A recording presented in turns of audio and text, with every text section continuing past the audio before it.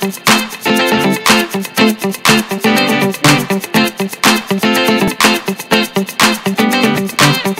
hello everybody, this is DearMamaSal on a very wet Friday morning with squeaky windshield wipers. Hopefully they will get a little better as we go along. Alright, so here's the deal. I'm on my way to the event where I'm the opening speaker later this evening. I like to go early and give them what help I can before the event, because it's a team effort, even though I'm not expected to. It's just what I do. And the other thing is that way I get to meet some of the participants before I have to get up to speak, and I find out who the early ones are and who the late ones are, and all part of things that I need to know about when I go to speak to make it personal. And as some of you probably can imagine, I really like to pride myself on that. I like to make sure that everybody feels like I'm talking with them rather than at them. And so have always done this. I've always gone early, always, sort of get the feel of the room, get the feel of the organizers, so you can give them a quick push in terms of the work that they do and the hard work that they do to put on something like this. I certainly know how much hard work it is. I did it for many years. I think this is my 26th year of working on these programs. Opening and closing them. It's quite an honor, really, when you think about it, that for all those years they've kept me as their opening and closing speaker. I guess I'm doing something right. But I was thinking that this would be a prime example of how not to program yourself in life. Because you understand, I am going there. It's a very wet, slippery day, and I've got a bad knee. As some of you may know, I for some reason managed to, I believe, slightly tear my ACL yesterday when I got out of bed. I don't know how I did that. And so I could really do a number on myself in terms of the fact, what if I slip and completely tear it, or what if? And I think that's what a lot of people do in their lives. They awfulize it. We've talked about that this week. And, that'll make you twice as likely to do it, by the way. So I don't do that with myself. I look at the rain and I go, oh gosh, it's raining. And then the next thing is, oh gosh, it's raining. My hair's going to be a total mess by the time I have to go and speak. So I have with me a curling iron, some hairspray, and stuff, which I probably won't use because everybody else will look like a drowned rat as well, in which case, if that is the case, then I will use that as part of my speech, which is, it's not about how you look, it's about who you are. And so everything that happens in the process of these things, I actually use as part of the getting to know you part of my speech. I only talk for probably just over an hour, and the thing is that in that time, I have to get people to trust me. I have to give them information that they probably haven't thought of before, which I have done. But then I also will be setting them up for me to go, because I will actually leave and come home later tonight and process this video ready for you guys tomorrow. Even though it will be a little shorter than normal. But the good news is you will get something, which I know you will appreciate. So the idea of, yes, I could really scare myself stupid in terms of what is possible with this. I could worry about to a great deal, and I do to a small extent, that every year that I do this, I'm a year farther away from the age group of the people to whom I'm speaking.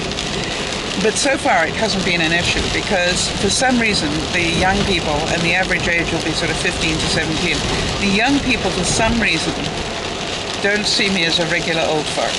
I'm not quite sure why that is. There are old farts and then there's Sal. And I haven't quite worked out what that is, except I do try desperately hard not to talk at them. I try to be a lot of fun, a very normal. I poke a lot of fun, at them. Of course, I will let them know I'm a YouTuber because that's important to young people.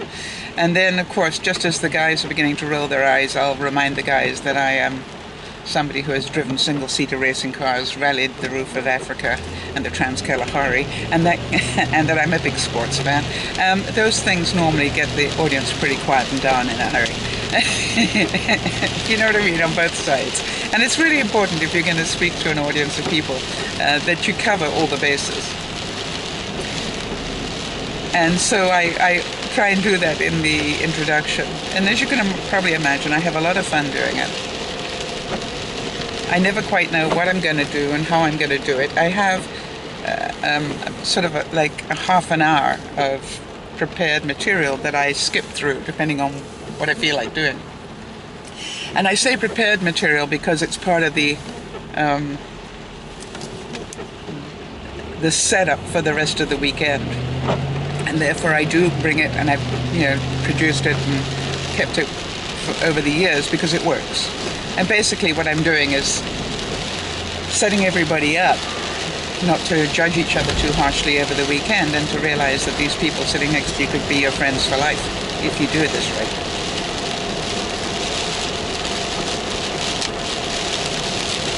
And the nice thing is the people who sat in those chairs and were in awe, and I will say that because that's how it felt last year, get to introduce me this year. Some of those people are now the facilitators, and you can imagine what it's like for them to suddenly get an opportunity to introduce me. And one gets to, I do both the opening and the closing, as you heard, so one gets to introduce me at the opening, and then one at the closing. Well, obviously the one at the closing has a much easier job because everybody already knows who I am and how insane I am. So the one at the opening, the one that will introduce me tonight, has the more difficult job. And of course she wrote to me and tried to find out what I wanted her to say and all those things. And I always say to people, because people don't understand, people don't really care a whole lot about the introduction, right? I mean, if I've got to have an introduction so that you're going to like me, I've got a problem. And even if the introduction is brilliant, you don't like me, what's the point of the introduction? So I think mostly the introductions were originally so that the speaker would feel, that you get the audience primed for the speaker. Well, I don't need that done for me. I prime my audiences pretty well myself, and I have faith in myself of being able to do that.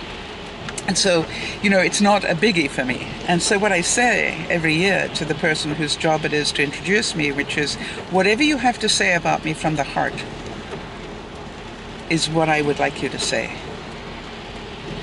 And it's funny because that probably doesn't make a whole lot of sense to you, but it does to me, because if somebody gets up to introduce me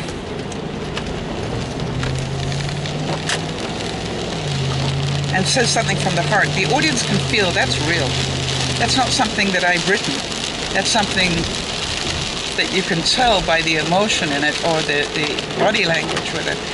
The audience can tell, wow, she really felt that. So who is this lady? And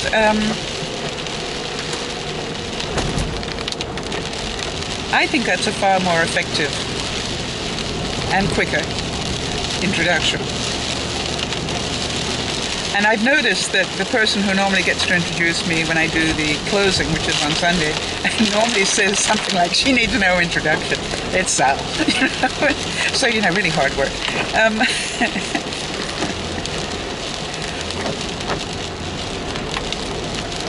So it's going to be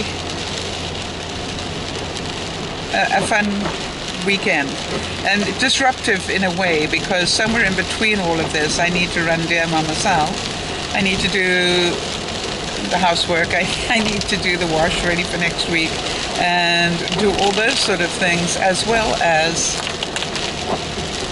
go to the event and get a sort of feel for it. So I will probably come back tomorrow lunchtime and get a feel for how they're all doing and whether they're having fun, which I'm sure they will be. And all is possible if you just work it right. And so even though I feel really sadly that I have to miss a couple of broadcasts this weekend, I know that the peeps, the Dear Mama Sal peeps, will run broadcasts, and hopefully they will let people know that they're doing that. And all will be well. The life does not revolve all around me. I am only part of it. And I certainly want to tell you that this weekend will do a great deal for me, for feeding my soul. There's something about every time I work with young people that I always come back very energized. I always feel very blessed, very honored to be asked to speak and to give them my wit and wisdom. That is another thing that I always find every time I do this. I don't think anybody expects me to be funny. You know what I mean? They think they've come to a really serious type weekend, and then I rock up. And they're going, cool. Way cool. And then I'm doing stupid things. Was it, I think the year before last, there was a guy there with nunchucks. Yeah, he was a big martial arts guy, and he had these nunchuck things, whatever they were. You cannot know how much I wanted to have a go with those. And of course, being me, for the wrap-up at the end, I did. And you can imagine there was a whole audience of people just waiting for self to hit herself over the head with these things, which I nearly did. But it was a really awesome experience. So nearly every year I learned something new. For example, it's not safe for Sal to have nunchucks in her hand. I learned something new. And last year I think somebody had really interesting earrings. No, that pierced through the ears. It made it look like you've got some awful thing piercing through the ears. And I took alcohol swabs and goodness knows what else, and just asked this young lady whether I could please wear them just for a second. And I did. And I swabbed them and everything else both ways before I put them on and afterwards, and then returned them. But you know, it was just, my message to the people was, you know, you never know when you're going to get a chance to do that again. When will I ever get a chance to play with nunchucks again? When will I ever get a chance to try those earrings on again? So there's a lot of things in the general day-to-day part of this that I try and show young people. You know, live for today. Ooh, lots of water.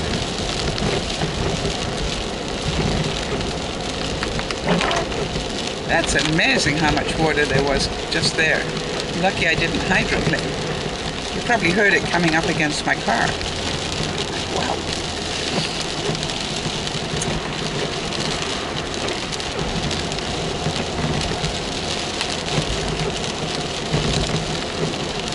So I'm off to go and have a really fun time.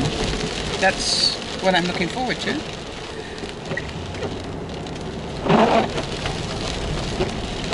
I'm not going to imagine the worst, I'm going to imagine the best. Last year, I think it was last year, they accidentally gave me garlic, which was very exciting. Luckily they did it on Saturday, so I could rush home and go and sleep it off without having to cancel the speech. I mean, if you're going to do that to me, do it on a Saturday when I don't have to speak.